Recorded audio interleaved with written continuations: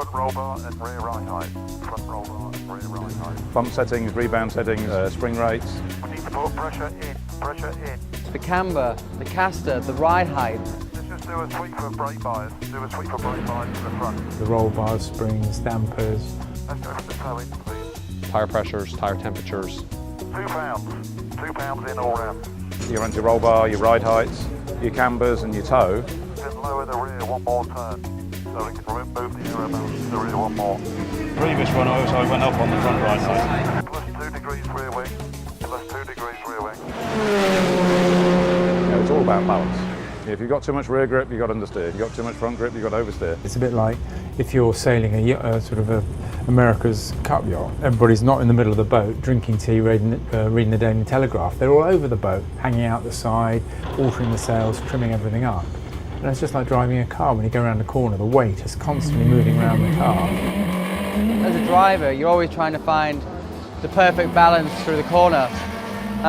You want the balance through the corner, you want the grip, you want the braking ability, the cornering ability, the aero balance, the mechanical balance, all these factors which obviously contribute to the feel and the lap time of the car. And what we're trying to do all the time is trying to get the trade-off between the best levels, grip levels and performance levels, downforce levels that we can. And we're constantly changing, small changes, the camber, the caster, the ride height.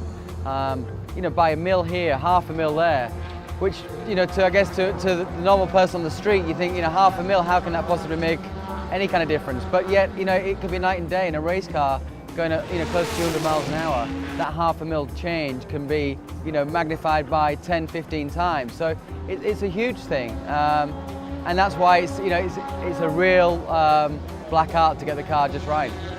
You can influence how the weight moves as a driver. Like if you put your foot on the brake, it'll go forward. If you accelerate, it'll go back. How hard you turn, how fast it loads up. And then the engineer can influence that, the balance front to rear with the roll bars, springs, dampers, ride heights. So what you're trying to do is figure out how you get the weight in the right place for the most performance.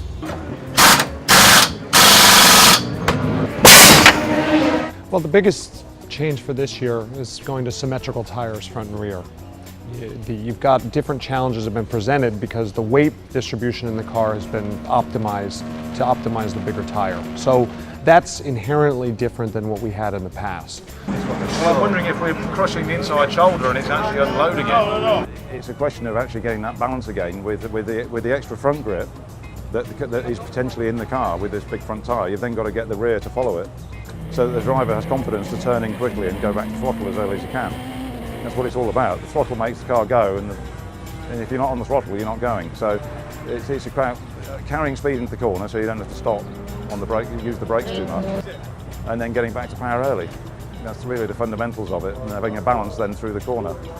And if the driver's worried about the rear, he's not going to go back to throttle. And if the car's washing wide with understeer, he's not going to go back to throttle either. That was 2.5 laps from when it came on. I think your inner ear as a driver, tells you a lot about where the limit is. And as you're going into a corner, the whole challenge of racing is to anticipate where the car is going to end up. And I think the more and more you drive, the more you know inherently as you approach a corner or a braking zone about what's going to happen next. And I think that